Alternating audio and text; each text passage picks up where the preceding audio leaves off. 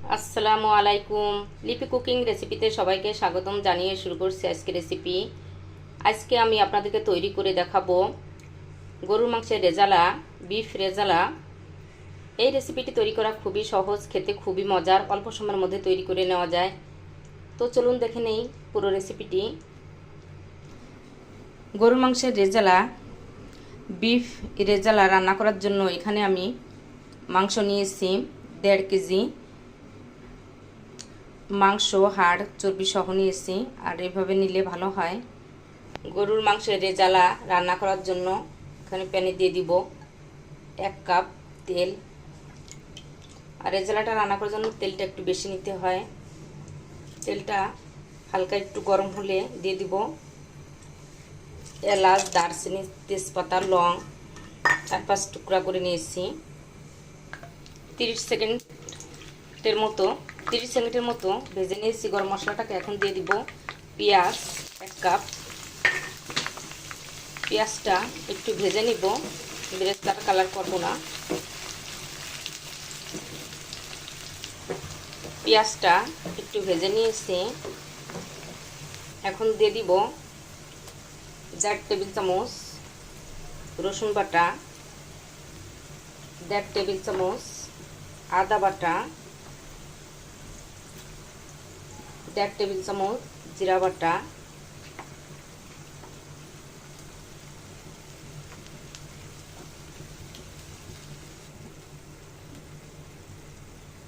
দেব 1 চামচ হলুদের গুঁড়া, 1 চামচ হলুদ, 1 চামচ মরিচের গুঁড়া,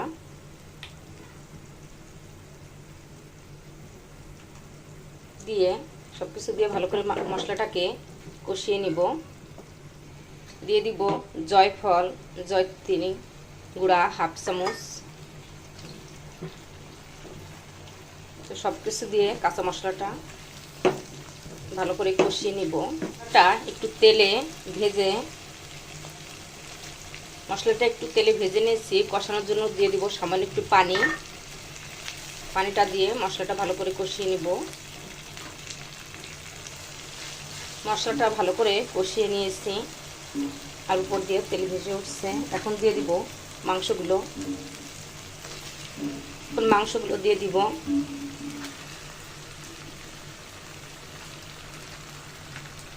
মাংসগুলো দিয়ে নাড়াচাড়া দিয়ে মিশিয়ে নেব। দিয়ে দিব লবণ। এখানে লবণ দিব আমি 1.5 চামচ, যেহেতু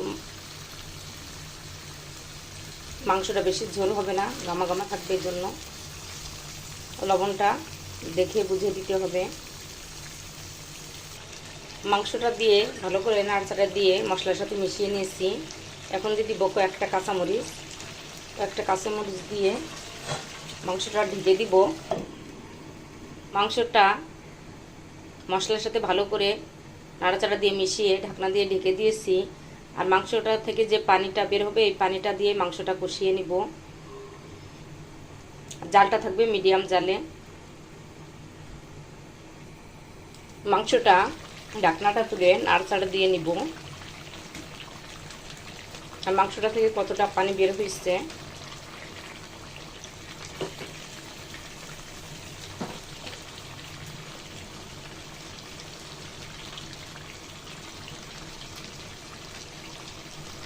মাংসটা নাড়াচাড়া দিয়ে নিয়েছি। আবারও ঢেকে দিব।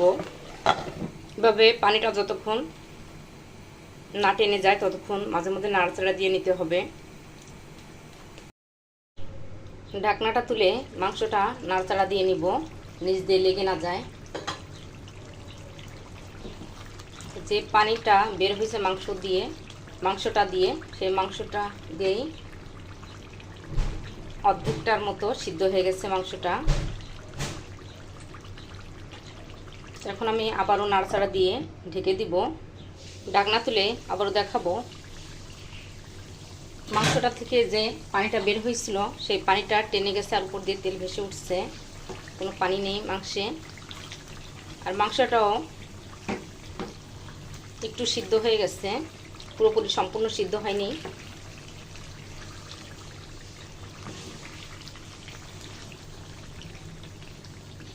মাংসটা সম্পূর্ণ সিদ্ধ হওয়ার জন্য এখানে দিয়ে দিব আমি গরম দুধ হাফ কাপ।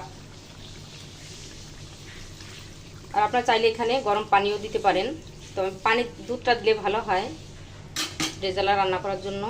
তো আমি দুধটা দিয়ে নাড়াচাড়া দিয়ে মিডিয়াম জাল রেখে মাংসটা সিদ্ধ করে নিব।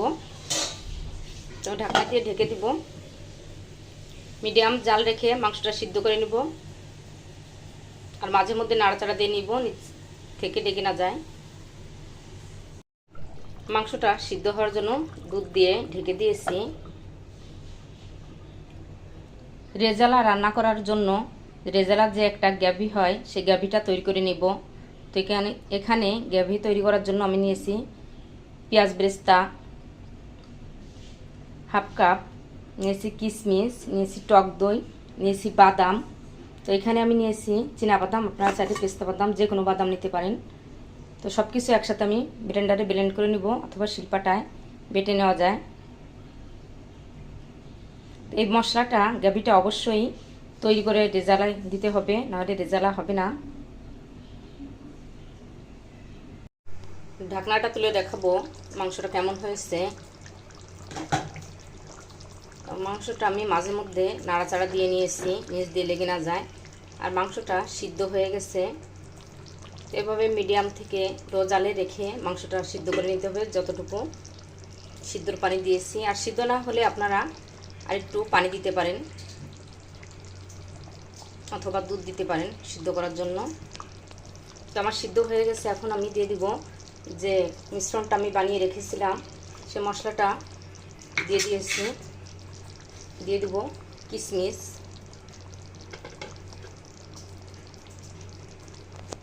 দিব 1 চামচ গরম মশলার গুঁড়া। তো সব কিছু দিয়ে আমি আবারও ভালো করে মাংসের সাথে ভালো করে মিশিয়ে নাড়াচাড়া দিয়ে মিশিয়ে নিব। ভালো করে মাংসের সাথে নাড়াচাড়া দিয়ে মিশিয়ে নিব। সব কিছু দিয়ে ভালো করে মাংসের সাথে নাড়াচাড়া দিয়ে নিয়েছি। এখন ঢাকনা দিয়ে ঢেকে মিডিয়াম থেকে লো জালে রেখে দিব 5 মিনিট।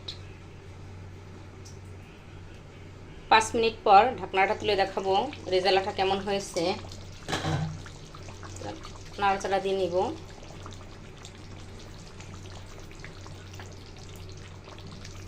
আর রেজালার গ্রেভিটা একটু ঘন হয়।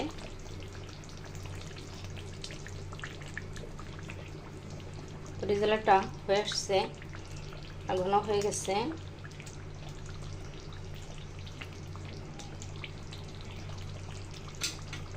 তো রেজালাটা রান্না হয়ে গেছে। এখন আমি দিয়ে দিব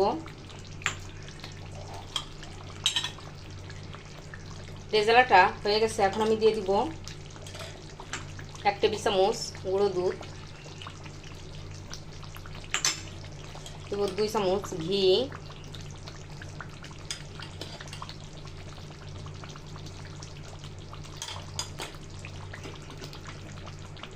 দিয়ে দেব পেঁয়াজ বেরেস্তা,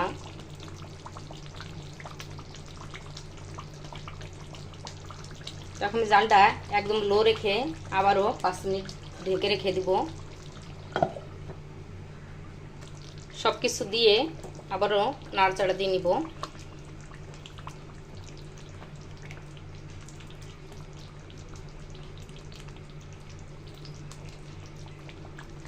নাড়াচাড়া দিয়ে ঢেকে রেখে দিব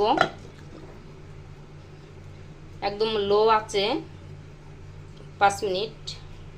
তারপরে পরিবেশন করে দেখাবো কেমন হয়েছে রেজালাটা।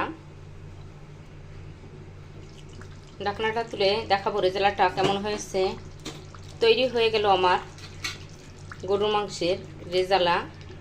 এবার গ্রেভিটা একটু ঘন হয়।